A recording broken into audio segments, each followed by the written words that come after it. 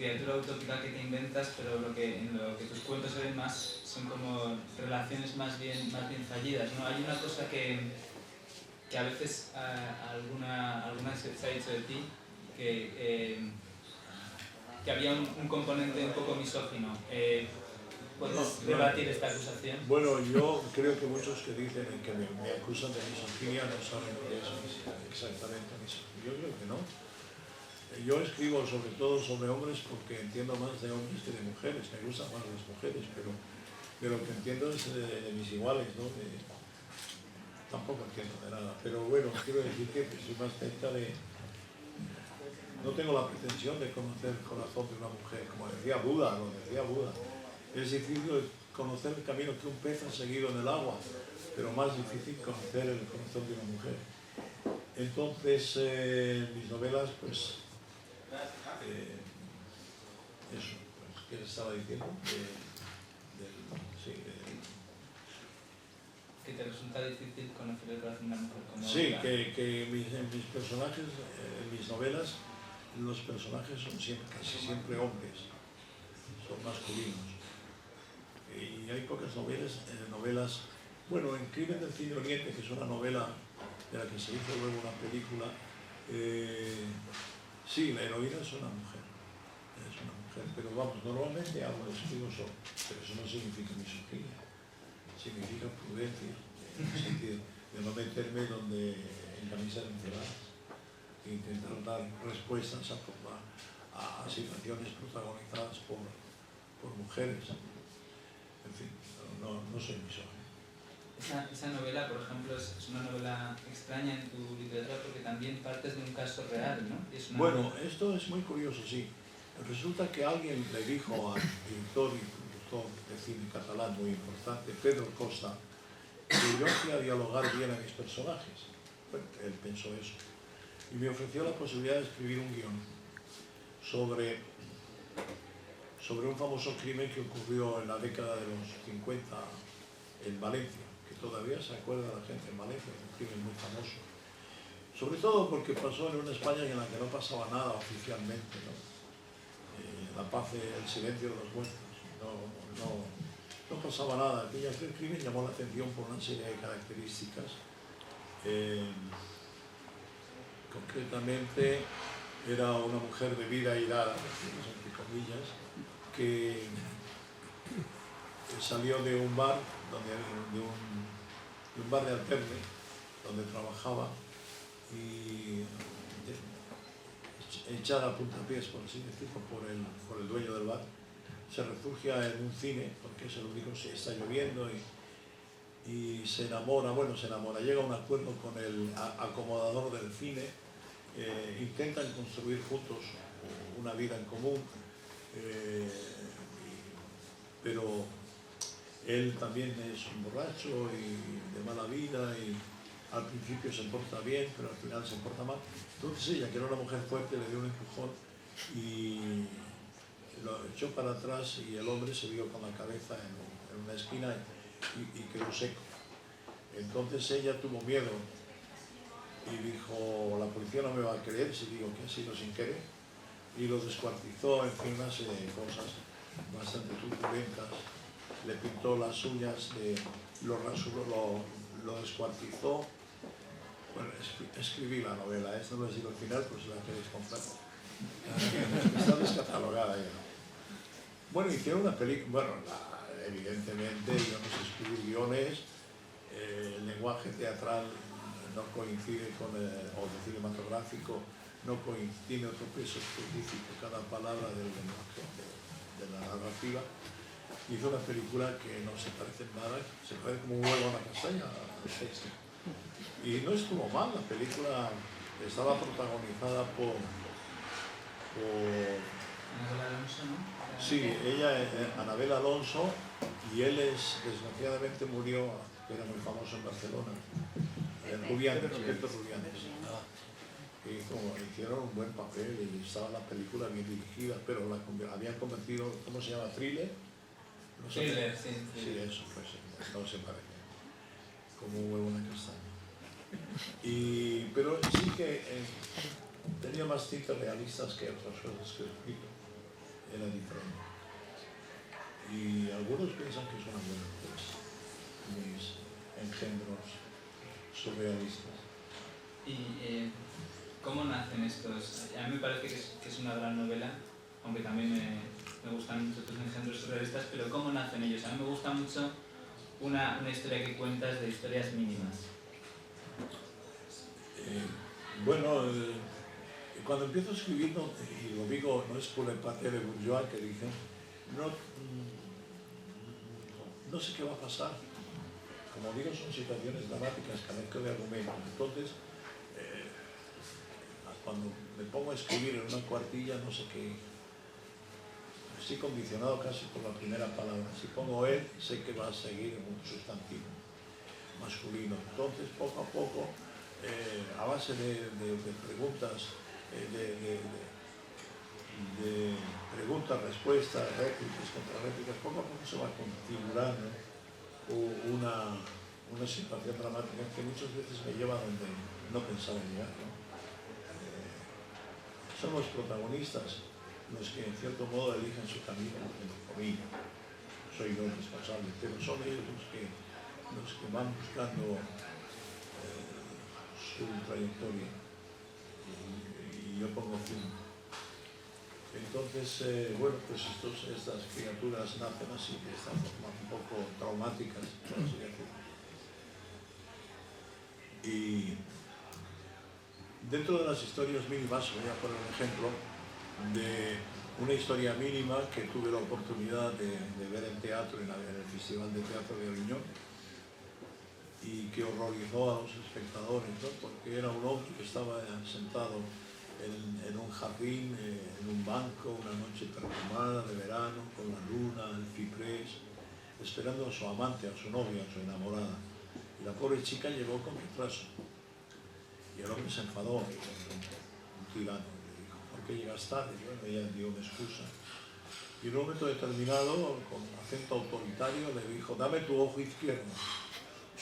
Bueno, esto es un poco extraño ya, ¿no? Y entonces lo más extraño es que la chica se desenrosca un ojo y se lo da a él. Bueno, hasta ahí normal. Pero luego, ¿qué pasa? Que luego le da...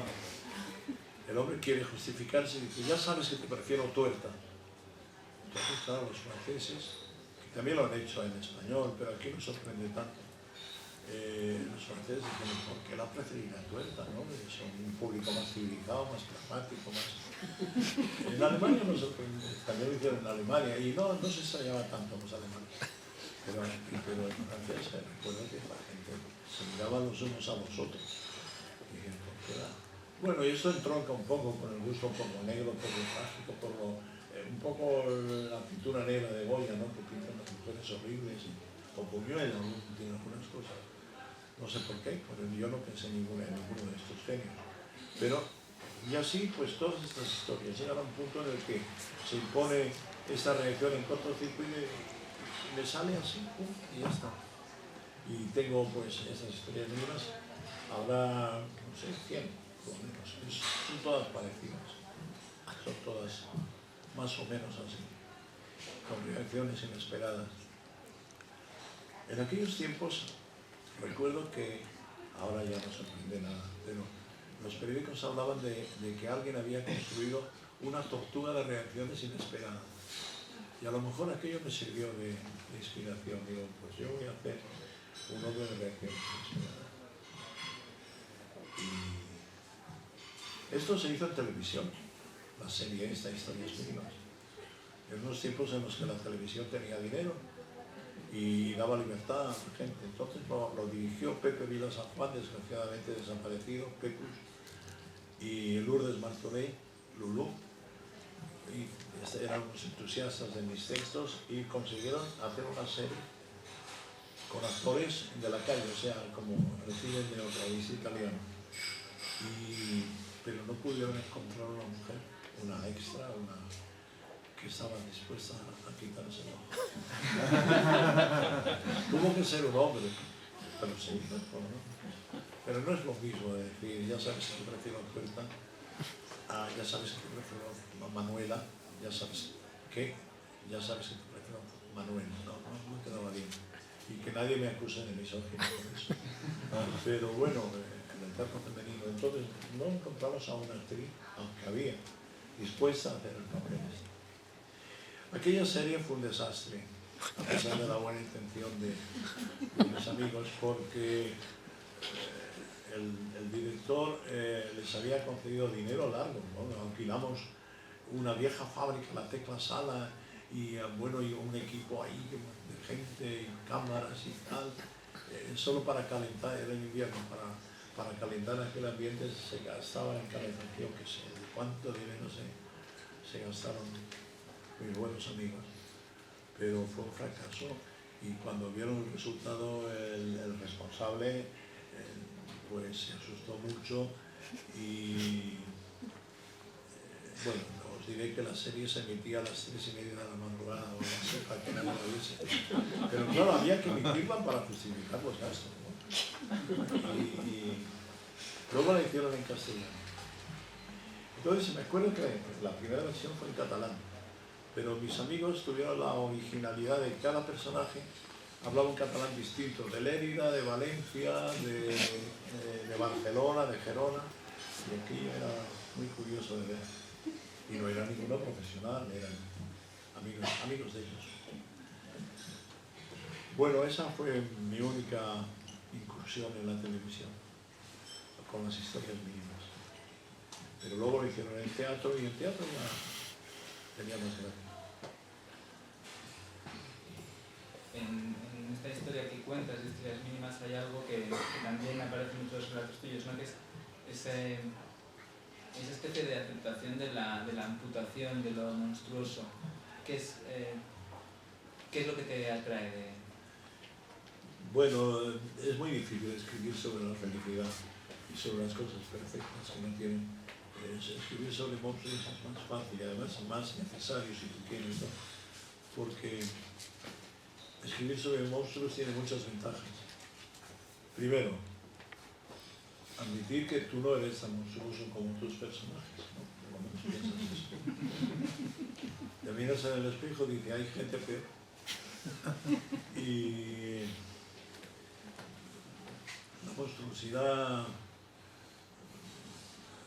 desde un punto de vista literario, yo prefiero la gente hermosa y perfecta, pero desde un punto de vista literario prefiero escribir sobre gente rara. La monstruosidad es un aliciente para mí. Como los animales, como los insectos, me ofrecen claves para interpretar un poco también la conducta humana. Alguien dijo, Dios puso a los animales en este mundo para instruir a los hombres. Y bueno, yo creo que sí, que tenía razón. También dijo otro, francés también, que las bestias eran de Dios y la bestialidad humana. La verdad es que incluso los insectos nos ofrecen claves para interpretar la conducta, incluso de algunos políticos, el mimetismo, los insectos se adaptan al color del predominante en el medio ambiente para sobrevivir, ¿verdad? Y eso es lo que hacen también muchos políticos, se adaptan al color dominante para ascender puestos en el escalafón. Sí, los insectos son importantes. Eso es motivo de inspiración. Luego además en tus historias de los insectos hay como una gran... de los insectos, de los animales, manejas muchas fuentes de la Biblia, de libros de historia natural, de manuales de zoología, a los que les das un significado distinto, ¿no? Bueno, yo no me invento nada. Todo lo que digo de los insectos pues está escrito. Lo saco de libros escritos de libros de divulgación, de todas formas, escritos por entomólogos, por científicos, por botánicos. No me invento nada. Lo que pasa es que, claro, pues afilando un poco la punta del lápiz, le encuentro siempre pues esta clave secreta, ¿no? Cada insecto tiene una conducta instintiva que me sirve para llegar a esos estratos más profundos del comportamiento humano. Bueno, desde el caracol hermafrodita, incompleto, porque no se puede reproducir a sí mismo, hasta la hormiga voladora, hasta el escarabajo que vive de la luz, desde los insectos que se confunden con el medio ambiente, también animales superiores como el camaleón, que tiene una adaptación. En fin, es una fuente de inspiración tremenda. Siempre que lo lees, con la intención de encontrar algo que sirva para instruir a los hombres.